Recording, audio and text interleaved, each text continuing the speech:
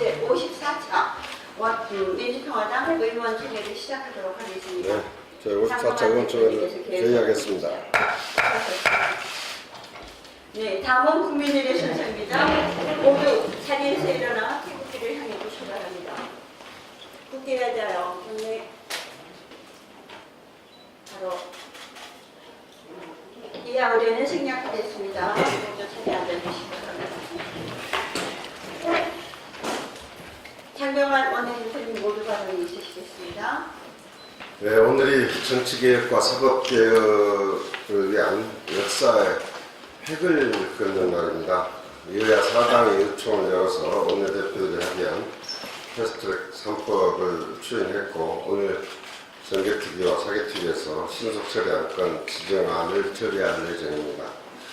선거제도의 개혁과 공수처 설치, 그리고 검경 수사권 조정권 처리가 이제 본 궤도에 진입하게 되는 것입니다. 하지만 앞으로 갈 길이 참으로 멉니다.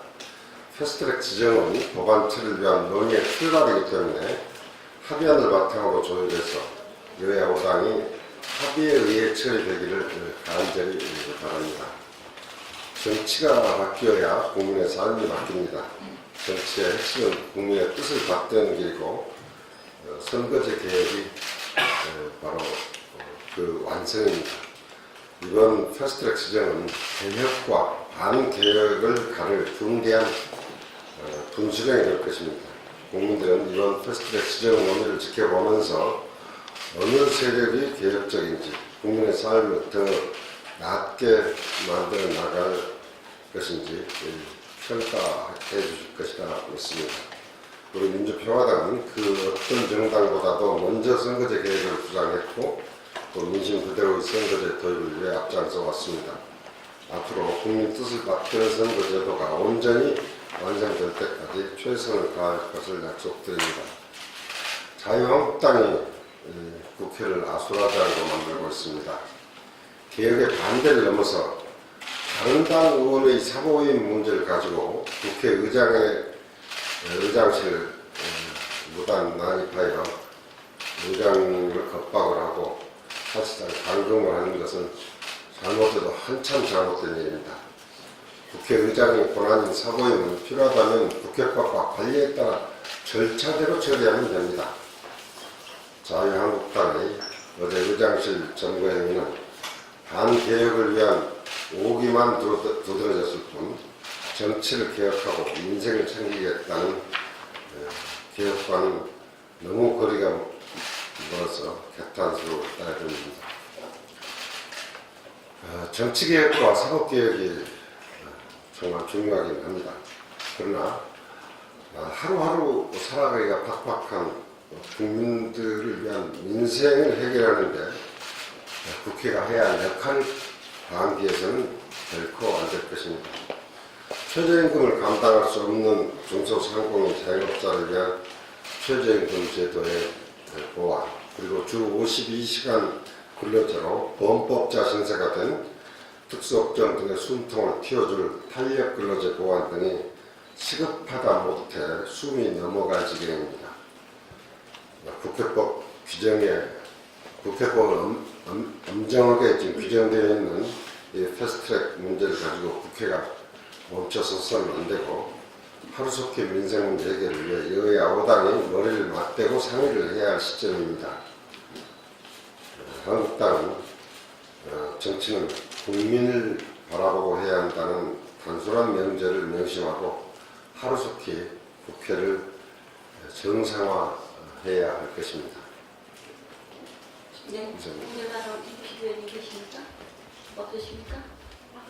네. 나경원 원내대표가 이제 패스트트랙 여야 사당의 합의에 대해서 앞으로 20대 국회는 없다 이렇게 했습니다. 결국 이제 5월 추경이 예정되고 있는데 이 통과 여부가 상당히 좀 어려울 것 같습니다. 민생이 어려운 부분들이 많은데 걱정입니다. 어제 우리 민주평화당에서는 자원봉사팀과 강원도 강원도 강릉시 옥계면의 산불 화재 현장을 다녀왔습니다.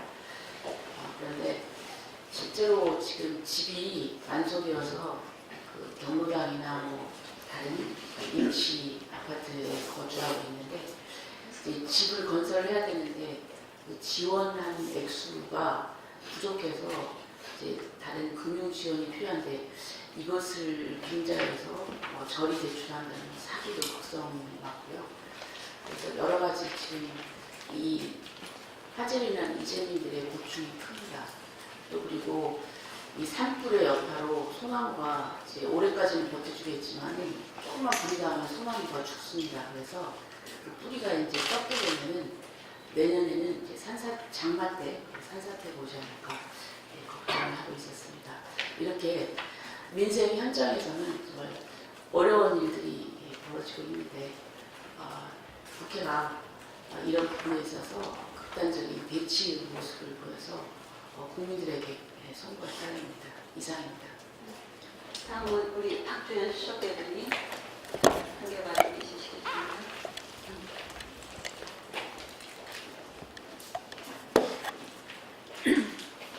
바른미래당 일부의 패스트트랙 반대는 산하기가 수레를 막아서는 격입니다. 여야 사당이 패스트트랙 잠정 합의안을 모두 추인하면서 꺼져가던 선거제 개혁의 불씨가 다시 살아났습니다. 그런데 바른미래당의 오신환 사개특위 간사는 선거제 개혁과 사법개혁이 본인의 소신이라면서도 당내 역학관계를 내세워 패스트트랙에 반대하겠다고 합니다. 참으로 황당한 변명입니다.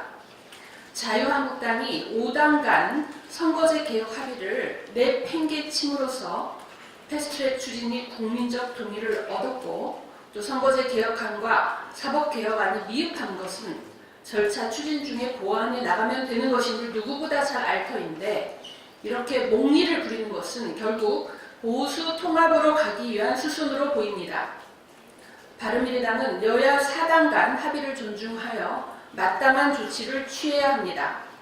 당내 역학관계를 내세운 보수 통합 회기 세력이 선거제 개혁과 사법개혁의 역사적 기회를 망쳐버리는 것을 국민과 역사는 용납하지 않을 것입니다. 정부의 원칙 없는 추경은 국회에서 제동을 걸어야 합니다. 정부가 6조 7천억 원의 추경을 국회에 제출했습니다. 연례 행사처럼 반복되는 추경은 결코 바람직하지 않습니다. 또한 추경과 예산이 국가 보조 사업으로 채워져서 결국 힘있는 조직이나 기왕의 개발 경제의 혜택을 받은 산업지역 위주로 편성되는 것은 양극화와 지역 격차를 심화시킬 뿐입니다. 경제와 예산에 있어서 이 정부는 개혁 정부로서의 차별성을 전혀 보여주지 못하고 있고 오히려 양극화와 지역 격차를 심화시키고 있다는 지적을 청와대와 정부는 무겁게 받아들여야 합니다. 양극화와 지역 격차를 심화시키는 정부는 개혁 정부로 불리울 자격도 없고 존재 가치도 없습니다. 양극화와 지역 격차를 해소하지 못하고 오히려 심화시킬 수 있는 부분은 국회에서 확실하게 제동을 걸어야 합니다. 네, 제가 한마디 하겠습니다. 5.18 역사왜곡 대책 특위 대변인을 맡고 있는 장경숙 의원입니다. 어젯밤 JTBC에서 새로운 사실을 5.18 39주기를 앞두고 또 새로운 사실이 드러났습니다. 거기에 대한 논평 읽도록 하겠습니다. 광주 시민을 시범 살해한 최종 책임자는 누구인가? 5.18 광주 민주화운동 기간 중에 군이 광주 시민을 시범 살해했다는 기록이 확인되었다. 전남도청 앞 80년 5월 21일 110 수대 상황일지를 보면 현장에 투입된 4개 대대 중에 한 대대장의 저건 죽여도 좋다는 지시에 따라서 한 부대원이 조준 사격을 가해서 시민을 시범 살해했다는 것이다. 그동안 전남도청 앞 집단 발포에 대해서 전두환 씨를 비롯한 경군 측은 자위권 차원의 대응이었다고 주장을 해왔지만 사실이 아니었다. 집단 발포는 시범 사례로 시위대가 극도로 위축된 직후에 공포 분위기 속에서 이루어진 것이다. 더 이상 구체적인 사실들은 누군가에 의해서 지워진 상태다. 시민 살해를 지시한 대대장은 누구인가? 그리고 그동안 누가 상황 일지를 조직적으로 왜곡 수정하고 은폐하는 데 개입해왔는지 밝혀야 할 것이다.